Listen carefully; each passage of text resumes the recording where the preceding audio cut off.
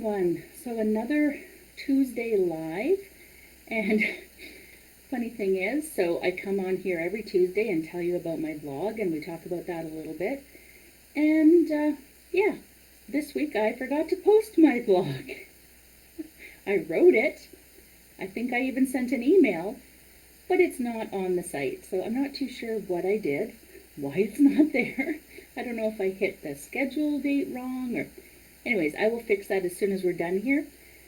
But just know that you will be able to read it shortly. And yes, this is the joys of trying to do so many different things. But we get it together. Hi, Karen. Yes, I can see you, so that's awesome.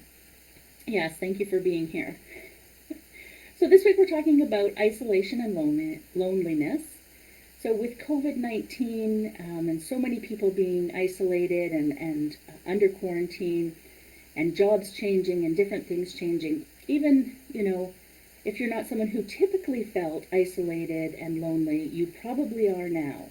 So unless you're a real introvert, in which case this might actually be really good. This might actually be really good. So,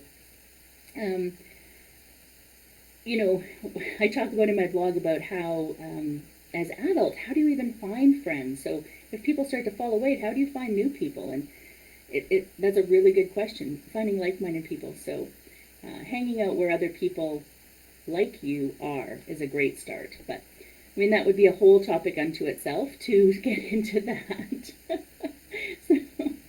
So like I said about isolation, loneliness, when we tend to spend a lot of time by ourselves, especially if we're typically an extrovert and we like to get out more, we can find this loneliness really starts to creep in.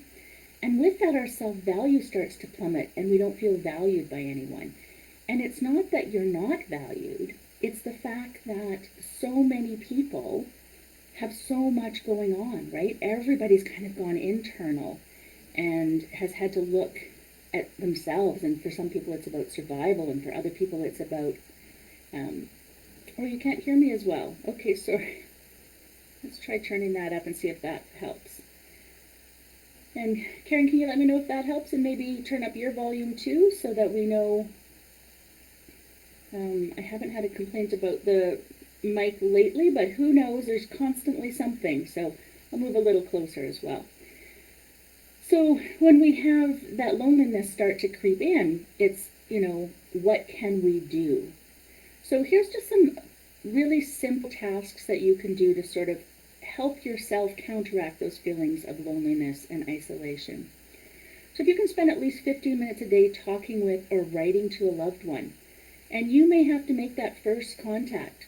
You might have to... Okay, Karen, yes, well, I don't know what the problem is then. Hopefully, it's just a one-off thing. Sorry. So, when you're trying to counteract those feelings of loneliness and isolation, if you can spend 15 minutes a day talking with or writing to a loved one, and you may have to make the first contact, because everyone is so consumed with what is happening to them, and they may also be feeling lonely and isolated as well, but don't know what to do about it. So even that small amount of connection can make a big difference. Call, write, have a Zoom or Messenger chat, connect with others. Another way is to find a way to serve others. So this can be difficult, with everything going on, but check in on your neighbor. See if they need anything. Ask if they're doing okay. Maybe drop food off to someone, write notes, send cards, write a letter to a friend, just to let them know that you're thinking of them. Even a text message once in a while that, I'm thinking of you. That can really help as well. Dropping a nice card, maybe even want to make your own card to drop in the mailbox.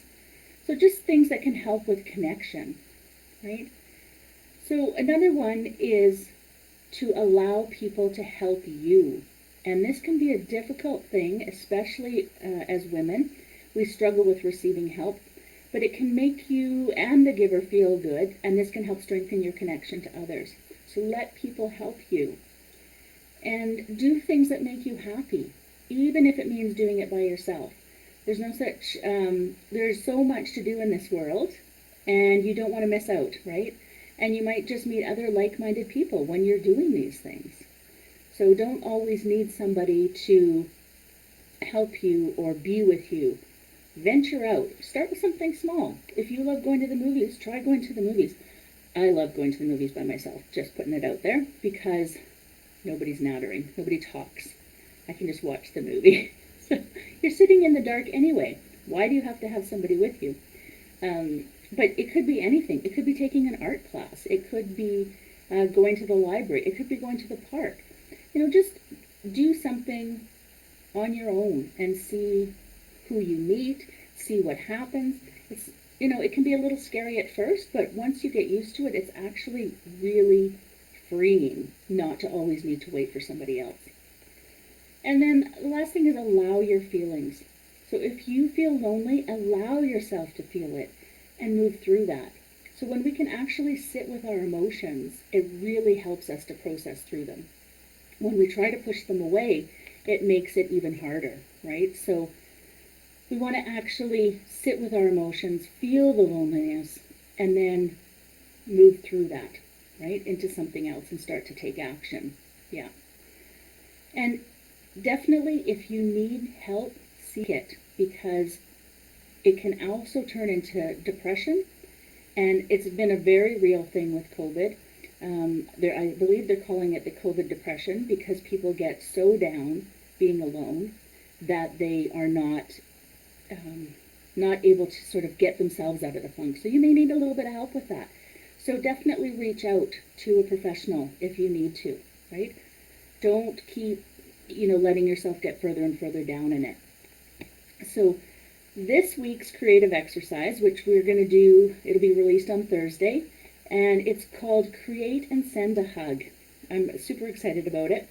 So we're going to trace our hands, we're going to add some string, and we're going to send that hug off to a friend or family member so that they can feel a little bit of our love being sent to them. So again, if you have any questions, please let me know. Reach out. And an exciting thing, I haven't released all the information yet, but I'm just in the final process of putting together a 2-day retreat. So a Healing with Creativity retreat, August 20 and 21, and all of that information will be coming soon, but just so that you know, it'll be 2 full days of healing with creativity. So watch for that soon. And again, if you have any questions, please reach out, and have an amazingly creative day. Thank you. Thank you, Karen. Thank you for listening in. Please remember to like, share, subscribe wherever you are watching or listening. You can find us at www.creativeyou.ca.